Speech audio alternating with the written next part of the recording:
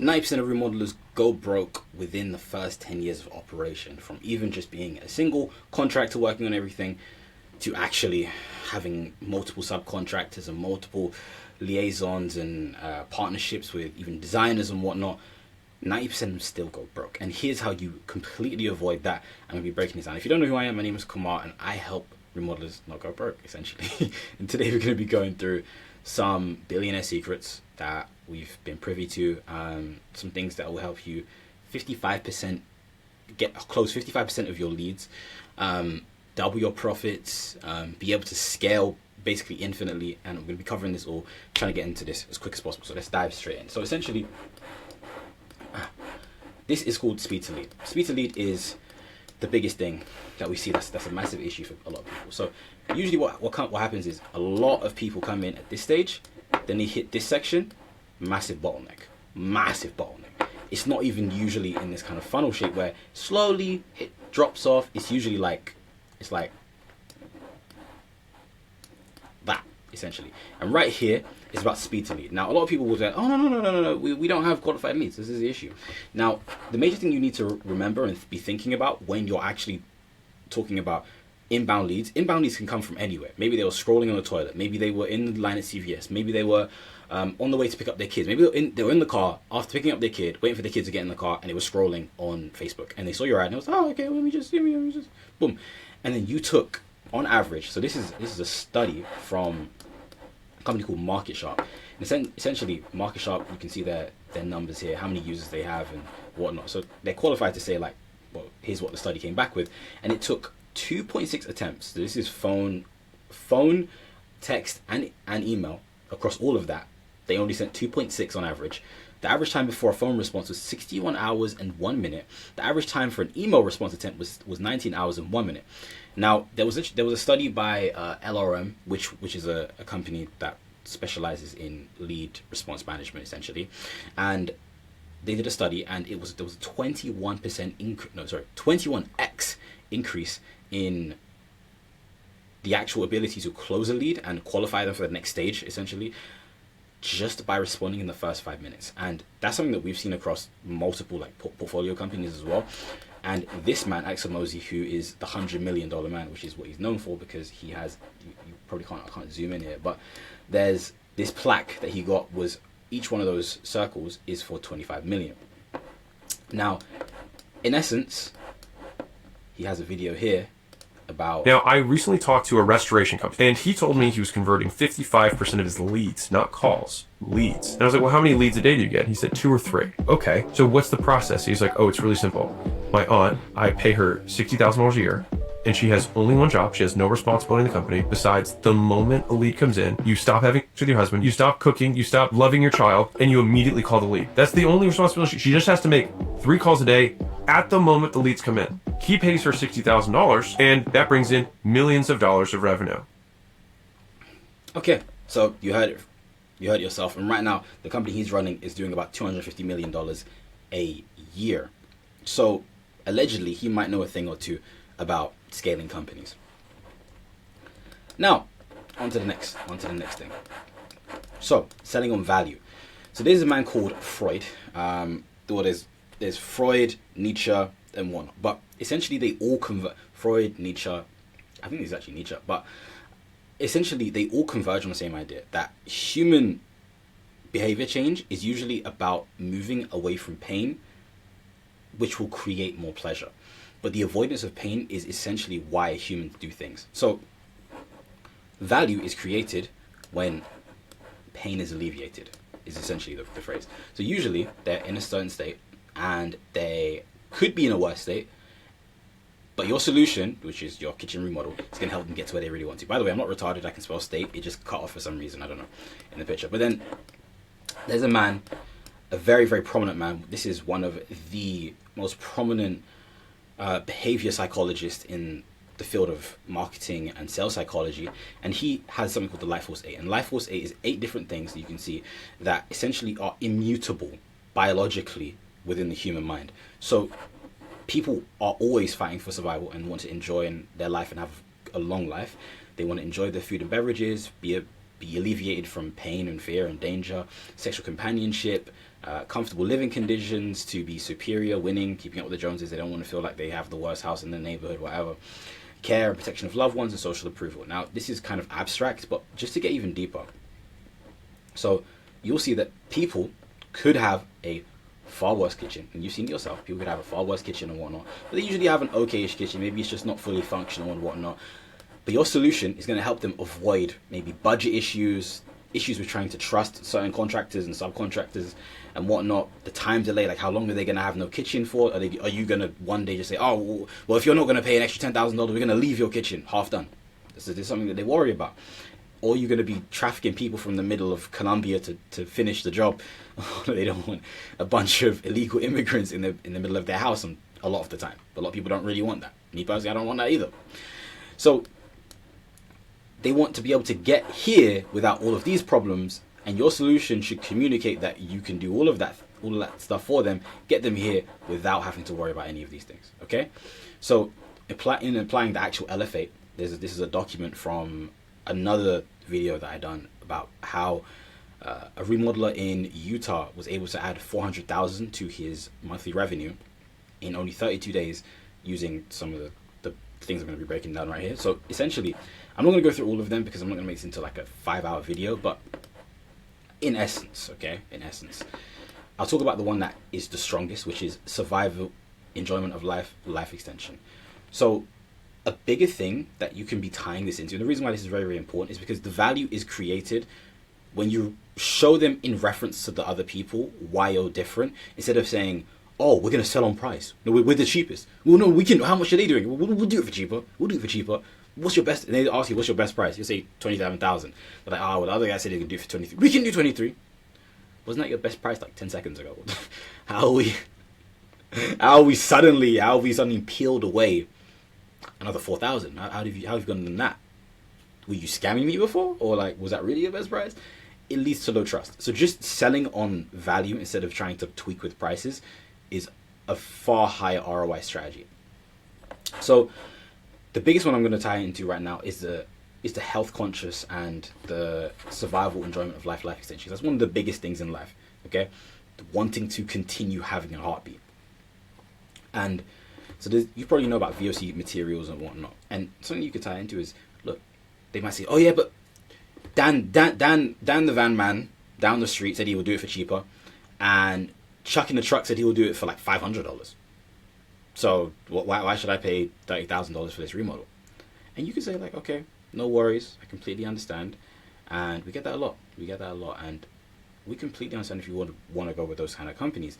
One thing I would say is that we're one of the only people in the entire state. I think we're even in this time zone actually, that offer zero VOC materials. And I don't know if you're familiar with VOC. I don't know what's VOC.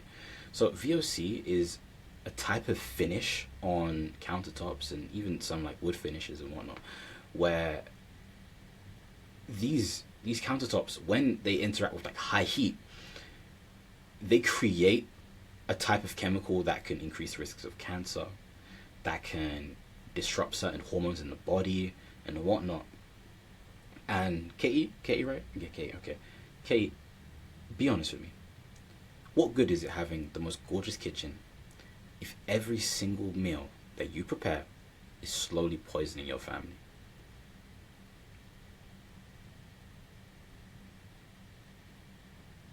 There we go. Then they're gonna be like, well, actually, when you say it like that, okay, I'm gonna check, and she's gonna ask Chuck in the truck and Dan in the van about VOC, and they'll be like, what? They probably even heard of it. Okay, if you have that, then you can link it back to that, and this is essentially how you can link. I'm gonna just scroll through slowly so you can just pause it and read. But essentially, you're just tying each and every single one of these psychological things that are baked into humans back to what your kitchen can do, and you're communicating the value of it, and you're selling it on the value, not the price, because you're making it seem like a bargain because of how valuable it is, instead of saying, well, we'll just drop the price so it's so valuable. Just communicate the value. There we go. Okay.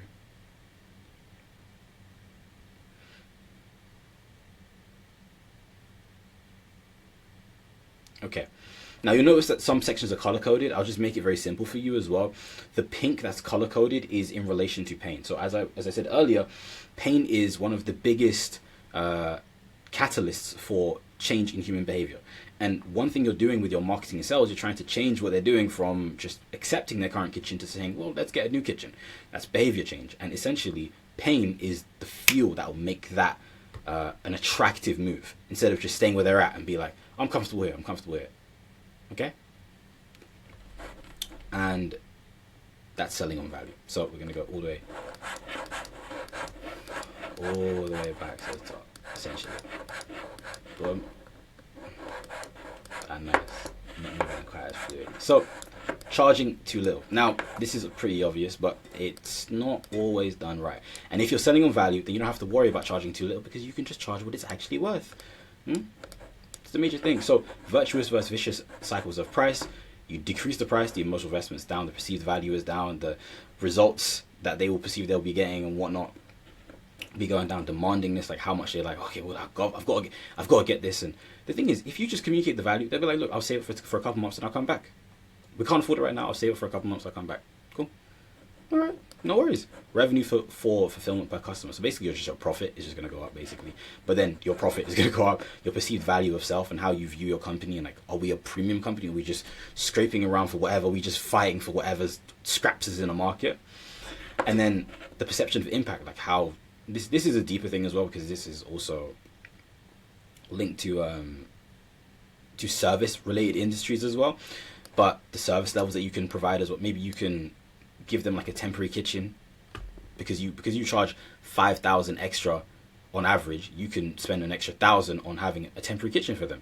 Okay, so for 4 weeks they have a temporary kitchen. It's not fun, but it's functional, and they don't have to worry about, oh, I'm gonna have to be ordering out every single day.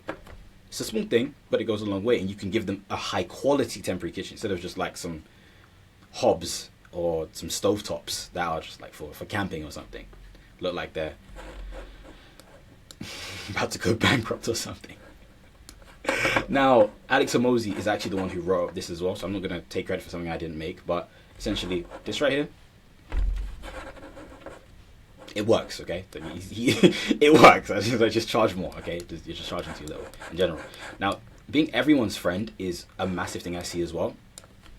So just trying to get this very, very understandable. Think about when you was a kid. If you knew someone who suddenly, every single time they were around someone, they were just friends with everyone, or they just knew everyone. I have 100,000 friends. I have so many friends. You start to think like, really? Like, because you think about you as a person, and we are all humans, I hope, watching this, and there's people that you do like, people you don't like, people you get along with, people you don't get along with, people you maybe even hate, people that you love, all kinds of things like that. And the major thing is you start to not trust someone who trusts everyone and assumes everyone trusts them. Like, you have 100,000 friends.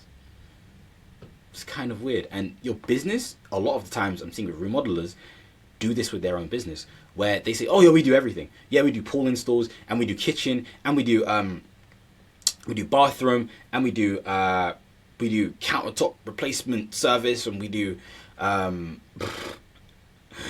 back garden, we do landscaping, we do roofing. It's like, okay, you just do everything. But if you just say, we do one thing very, very well, and if you don't want that thing, we can't really help you, it sounds a lot more honest.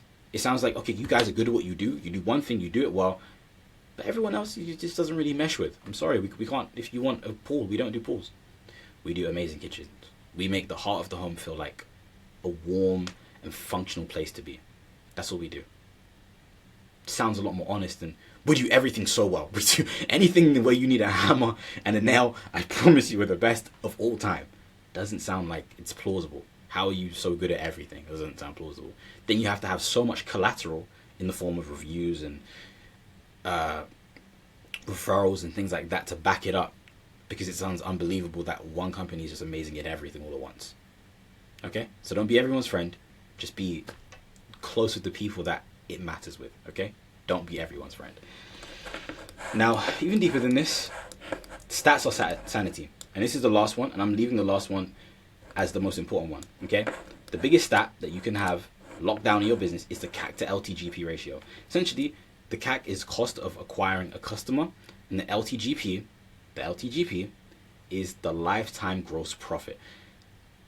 The major thing is, if you can have this as a 1-to-3 ratio, you're cooking. You're absolutely cooking. And one of my mentors, he was able to get this to a 1-to-100 ratio and made millions in like, he said he was scaling so fast it felt illegal, because he just had this stat down and he was tracking the stat, and as soon as he realized it was high enough, he was just flooding money into it.